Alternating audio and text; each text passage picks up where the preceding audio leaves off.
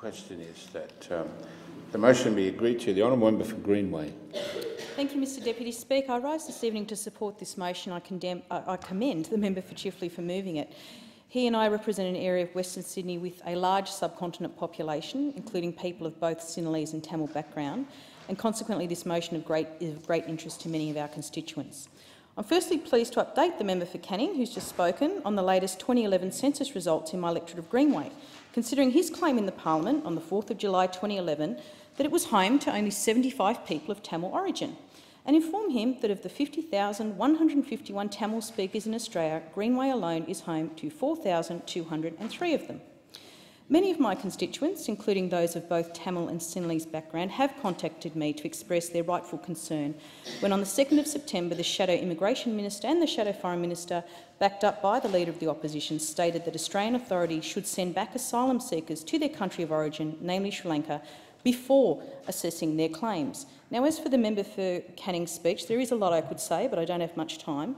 What I would like to simply say is a simple statement that the civil war in Sri Lanka is over and that somehow all is right with the world really does say, essentially, that every independent observer that has gone to this country and observed the atrocities that are still occurring, have observed what is actually happening in a very dire situation for many people of both Sinhalese and Tamil background. Essentially, what he's saying is they're making it up.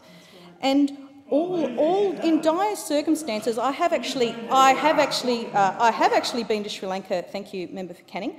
The dire circumstances in which these people are living, and that all asylum seekers must obviously be false. Well, he might like to tell that to people in my electorate whose relatives back home in Sri Lanka have disappeared since the end of the civil war. Have disappeared. They don't know what has happened to many of their relatives. And these are people whom I deal with. These are people who tell me about the consequences that have happened in their homeland. So let's be clear about the relevant statements which appear to represent the new Tory policy on refugees, for which they're very sensitive. They're very sensitive on this one, Mr Deputy Speaker. Both the Shadow Immigration Minister and the Shadow Foreign Minister have articulated a new policy of sending asylum seekers from Sri Lanka back to their country of origin before assessing their claims. You want to push it? And what those opposite are advocating is a rejection of the Refugee Convention and a rejection of our international obligations by not reviewing and determining asylum seeker claims on a case-by-case basis, and by indicating that they will ignore the Refugee Convention and return boats to their country of origin without assessing these individual claims. These statements have shown that some in this place will adhere to the Refugee Convention only when it's politically convenient. Now, the member for Canning's getting very uptight, Mr Deputy Speaker, but this recent position advanced by those opposite has indeed exposed their hypocrisy.